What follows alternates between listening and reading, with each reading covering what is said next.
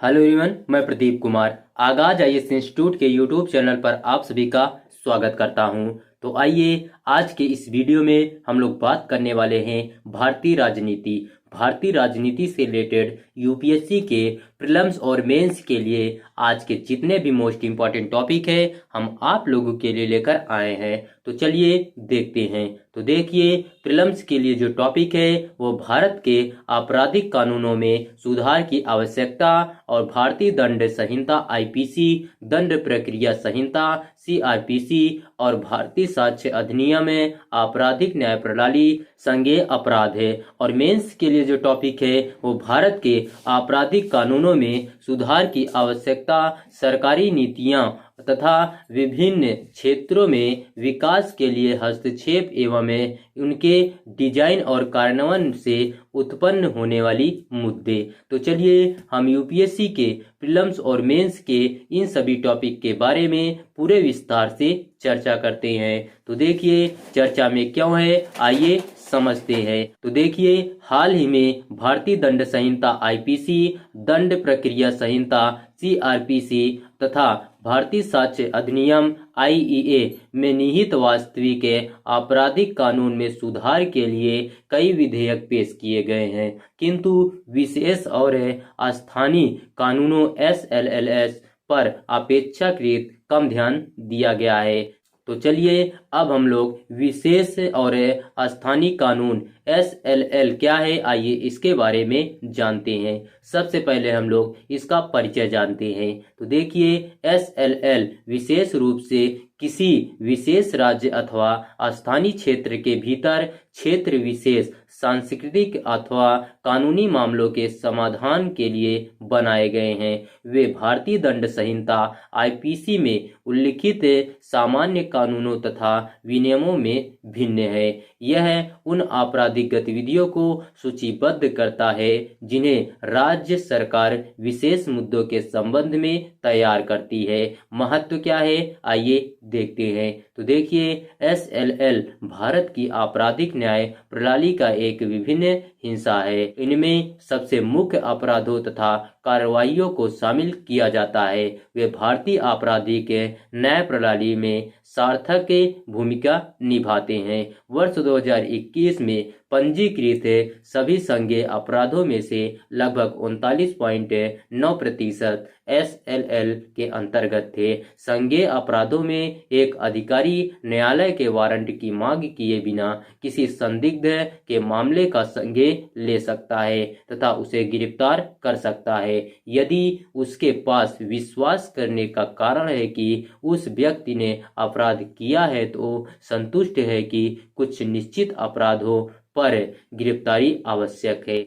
गिरफ्तारी के 24 घंटे के अंदर अधिकारी को न्यायिक मजिस्ट्रेट द्वारा हिरासत की पुष्टि करनी होगी। तो चलिए अब हम लोग भारत में विशेष और स्थानीय कानूनों से सुधार की आवश्यकता क्या है, आइए इसके बारे में जानते हैं। तो देखिए, सबसे पहले हम लोग अस्पष्ट परिभाषाएं के बारे में जानते हैं। तो देखिए, कुछ एसएलएल जैसे कि गैर कानूनी गतिविधियां रोकथाम अधिनियम 1967 है, अपराधों की अपर्याप्त और अस्पष्ट परिभाषाओं तथा आतंकवादी कृत्य, गैर कानूनी गतिविधि एवं संगठित अपराध जैसे शब्दों से ग्रस्त हैं।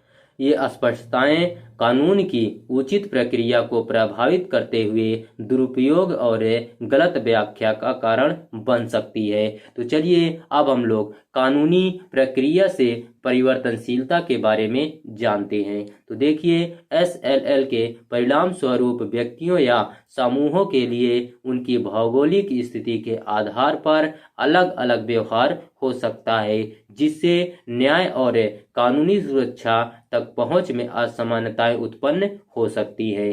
कानूनी स्थिरता की कमी व्यक्तियों और व्यवसायों के लिए अनिश्चितता उत्पन्न कर सकती है, जिससे कानूनी अधिकारों तथा दायित्वों को वहन करना कठिन हो जाता है। तो चलिए अब हम लोग चिंतनशीलता की कमी क्या है, आइए इसके बारे में जानते हैं। तो देखिए, चिंतनशील विचारों की अनुपस्थिति अक्षमताओं और अनिश्चितताओं को जन्म दे सकती है। उदाहरण के लिए यौन अपराधों में से बच्चों का संरक्षण अधिनियम 2012 की नाबालिगों के बीच सहमति में यौन गतिविधियों पर लागू होने के कारण आलोचना की गई है, जिससे इस तरह के आचरण को अपराध घोषित करने के बारे में चिंताएं बढ़ गई है।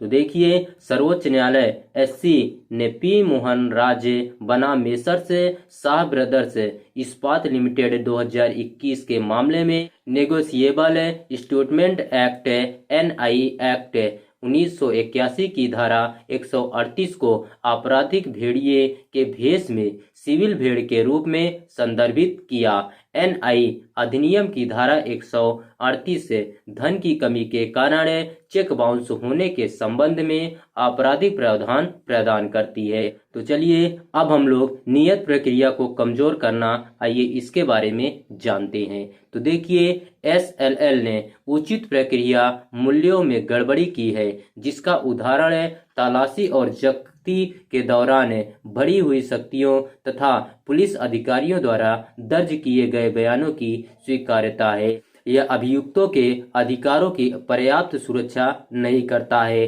तथा निष्पक्षता एवं व्यक्तिगत स्वतंत्रता की सुरक्षा के बारे में चिंताएं उत्पन्न करता है। मजबूत सुरक्षा उपायों की कमी कानूनी प्रक्रिया के संभावित दुरुपयोग का द्वार खोल सकती है, जिससे अभियुक्तों के अधिकार प्रभावित हो सकते हैं।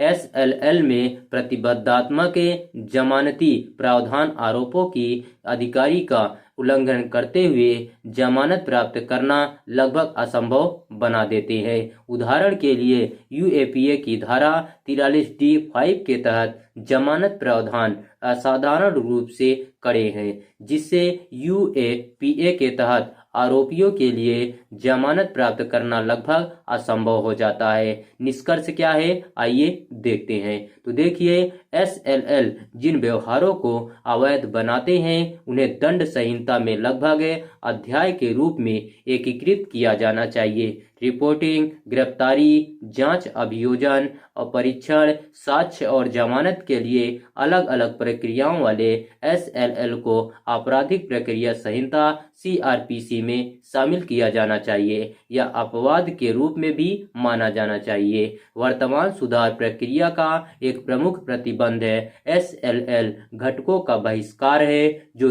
इन कमियों को दूर करने के लिए सुधारों के रूप के चरण की मांग करता है। तो चलिए आज का वीडियो यहीं पर समाप्त होता है। तो देखिए, अगर आप लोगों को इसका पीडीएफ चाहिए तो इसका पीडीएफ आप लोगों को टेलीग्राम चैनल पर दे दिया जाएगा। टेलीग्राम चैनल का नाम है आगाज आईएएस इंस्टीट्यूट और टेलीग्राम चैनल का लिंक इस वीडियो के डिस्क्रिप्शन में भी दे दिया जाएगा। आप यहां से भी जाकर टेलीग्राम चैनल को ज्वाइन कर सकते हैं और पीडीएफ डाउनलोड कर सकते हैं। तो चलिए अब हम लोग मिलते हैं नेक्स्ट वीडियो में। धन्यवाद।